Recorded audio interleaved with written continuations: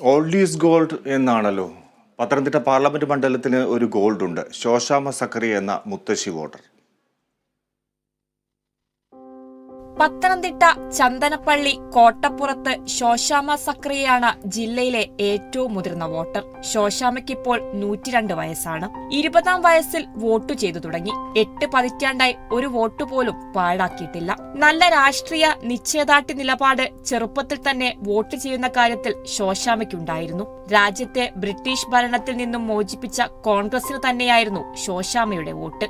കോൺഗ്രസിന് വോട്ട് ചെയ്യും. 1977 ജൂൺ 14 ഭർത്താവും മികച്ച കർഷകനുമായിരുന്ന സക്കറിയ ശോശാമ്മയെ വിട്ടുപിരിഞ്ഞു. എന്നാൽ പട്ടാളക്കാരായ 3 ആൺമക്കളും മരുമക്കളുടെയും കൊച്ചുമക്കളുടെയും കൂടെയുള്ള ജീവിതം മുത്തശ്ശിക്കേറെ സന്തോഷം നൽകുന്നു.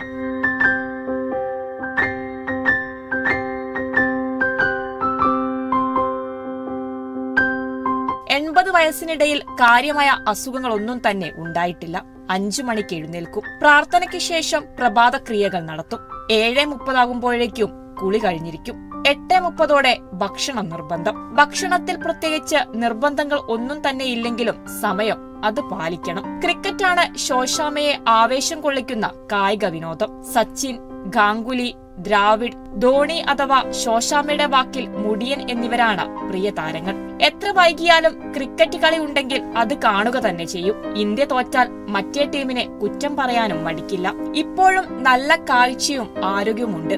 അടുത്ത കാലത്തായി ഓർമ്മയ്ക്കൊരു ചെറിയ മങ്ങൽ. ഷുഗറിന്റെ ഒരു അല്പം ടാബ്ലറ്റ് കഴിക്കുന്നുണ്ട്, അത് മാത്രമേ ഉള്ളൂ. അല്ലാതെ പിന്നെ അങ്ങനെയുള്ള കുഴപ്പങ്ങളൊന്നുമില്ല. ജില്ലയിലെ ഏറ്റവും മുതിർന്ന വോട്ടറാണ് ശോശാമ്മ. 8 പതിറ്റാണ്ട് വോട്ട് ചെയ്ത ശോശാമ്മയെ ജില്ലാ കളക്ടറായിരുന്ന ഡോക്ടർ ദിവ്യ എസ് അയ്യർ നേരിട്ടെത്തി അനുമോദിച്ചതും ഓർത്തെടുക്കുന്നു. UDF സ്ഥാനാർത്ഥിയായ ആന്റോ ആന്റണി നേരിട്ടെത്തി വോട്ട് അഭ്യർത്ഥിക്കുകയും പൊന്നാട അണിയിക്കുകയും ചെയ്തു. എല്ലാ തവണയും മക്കളുടെയോ കൊച്ചുമക്കളുടെയോ സഹായത്തോടെയാണ് വോട്ട് ചെയ്യാൻ പോയിരുന്നത്. ആ യാത്ര ശോശാമ്മ ഏറെ ആസ്വദിച്ചിരുന്നു. എന്നാൽ ഇത്തവണ മുതൽ പോസ്റ്റാണെങ്കിലും ഈ മുത്തശ്ശിയുടെ വോട്ടാവേശത്തിന് കുറവൊന്നുമില്ല. Kerala vision news, Pathanamthitta.